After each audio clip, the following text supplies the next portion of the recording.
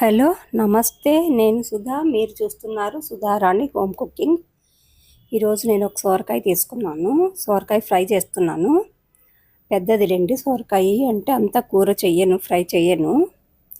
కొద్దిగా జ్యూస్ కూడా చేసుకుంటాను. నేను పెద్ద సొరకాయ తెచ్చుకొని హాఫ్ సొరకాయ ముక్కాలు భాగము కూర చేసి కాలు భాగము సొరకాయ జ్యూస్ చేసుకొని తాగుతాము.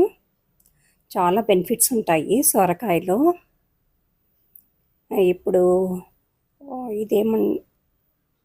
మనకి సొరకాయ తినడం వల్ల పీచు పదార్థాలు పొటాషియము, కాల్షియము చాలా ఉంటాయి దీంట్లో, ఫైబరు అంతా. తర్వాత విటమిన్స్ కూడా ఉంటాయి. అలాగే ఇప్పుడు మనకు మలబద్ధక సమస్య కూడా తగ్గిపోతుంది. చాలా బాగుంటుంది సొరకాయ ఫ్రై. ఇంతకుముందు సొరకాయ కర్రీ పెట్టినాను నేను వాటర్ వేసి. ఇప్పుడైతే సొరకాయలోకి నేను వాటర్ వేయకోకుండా సొరకాయ తాలింపులాగా చేస్తున్నాను ఫ్రై. చాలా బాగుంటుంది. మీరు కూడా ట్రై చేయండి, ఇలాగే చాలా బాగుంటుంది. ఒక సొరకాయ తీసుకొని నీట్గా పైన పొట్టు తీసి కట్ చేసుకుంటున్నాను. కొద్దిగా మిగతాదంతా జ్యూస్ చేసుకుంటాను నేను. మార్నింగ్ తాగడం వల్ల జ్యూస్ చాలా బాగుంటుంది. ఈ విధంగా చేసుకొని నీట్గా చిన్న చిన్న ముక్కలుగా కట్ చేసి, అలాగే ఒక ఆనియన్ కూడా కట్ చేసి పక్కన పెట్టుకుంటాను. దాంట్లో ఇత్తనాలు బలిసిపోయి ఉంటే గిన పక్కకు తీసేయాలి. నేతగా ఉంటే ఏం తీసేయని అవసరం లేదు. ఈ సొరకాయలు వచ్చేసి బాగా నేతగానే ఉన్నాయి కదా, అందుకే నేనేం విత్తనాలు తీసేయలేదు.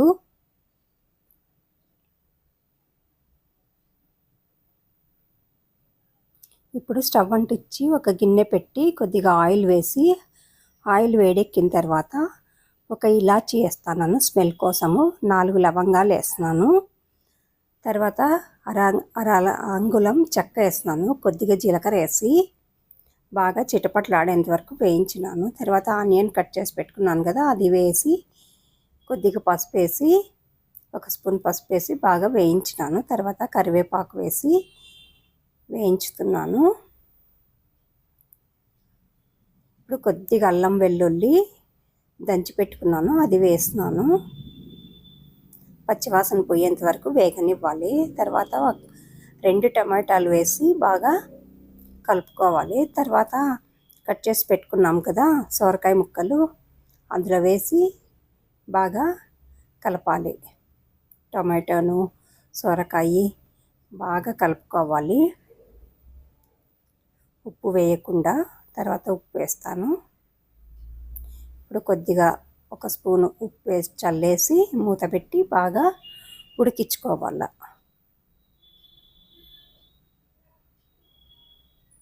బాగా కలపాలి. ఇప్పుడు మూత పెట్టి ఉడికిచ్చేస్తున్నాను. తర్వాత మూత తీసి చూస్తున్నాను. చూడండి నీళ్ళు ఎన్ని వచ్చినాయి అందులో. మన సొరకాయలు ఎప్పుడు వాటర్ వేయకుండా చేస్తే కూడా చాలా బాగుంటుంది అన్నంలోకి కానీ, రొట్టె, చపాతీ. చూడండి బాగా ఉడికిపోయినాయి ఇవి. కొంచెం ఉడకాలి అంతే.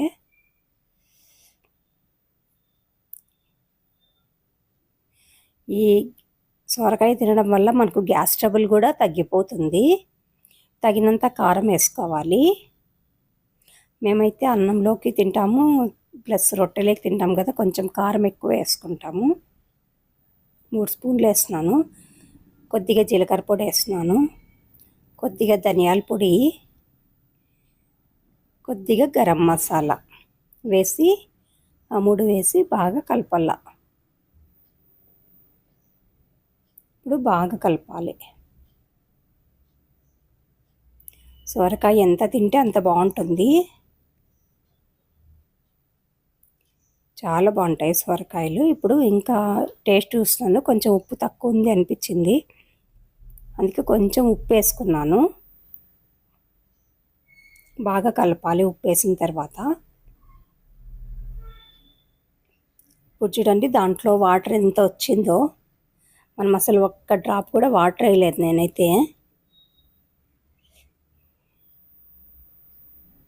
చూడండి నీళ్ళు బాగా ఊరిపోయినాయి దాంట్లోనే. ఇప్పుడు సొరకాయ రెడీ అయిపోయింది. సొరకాయలు చాలా బెనిఫిట్స్ ఉన్నాయని చెప్పినాను కదా, కొంచెం కొత్తిమీర ఉంటే దానిపైన వేసి కలుపుతున్నాను. సొరకాయ దొరికితే మాత్రం వదిలిపెట్టకండి. మేమైతే సొరకాయలు వారానికి ఒక్కసారైనా తింటాము. నా ఛానల్లో మంచి మంచి రెసిపీస్ అంటే హెల్త్కి సంబంధించిన బెనిఫిట్స్ అన్నీ కూరగాయలు చేస్తూ ఉంటాను. కూరగాయలు ఎక్కువ చేస్తూ ఉంటాను నేను. ట్రై చేయండి మీరు కూడా కూరగాయలు ఎట్లా చేయాలా అనేది. ఎక్కువ కర్రీస్ రొట్టెల్లోకి చేస్తుంటాను నేను. మేము రోజు రొట్టె తింటాం కాబట్టి ఆ రొట్టెలేకే నేను ఎక్కువగా చేస్తుంటాను. మీరు కూడా ట్రై చేయండి. ఇప్పుడు సొరకాయ రెడీ అయిపోయింది. ఇప్పుడు సర్వింగ్ బౌల్లోకి సొరకాయ తాలింపు తీసి పెడుతున్నాను. చాలా బాగుంది సొరకాయ. మీరు కూడా ఇదే విధంగా ట్రై చేయండి. మీకు ఇంకా వేరే వేరే కూరలు కావాలంటే కూడా సొరకాయ కొంచెం మసాలా పెట్టి వాటర్ వేసి చేస్తున్నాను. మన ఛానల్లో ఉంది, చెక్ చేయండి. లేదంటే డిస్క్రిప్షన్లో ఇస్తాను, మీరు కూడా ట్రై చేయండి అదే విధంగా. ఇది కూడా చాలా బాగుంది. మీరు ఈ విధంగా కూర చేసి ఎట్లా ఉందో నాకు లైక్ చేసి కామెంట్ పెట్టండి. సొరకాయ నెక్స్ట్ టైం సొరకాయ తెచ్చినప్పుడు నేను సొరకాయ జ్యూస్ చేస్తాను.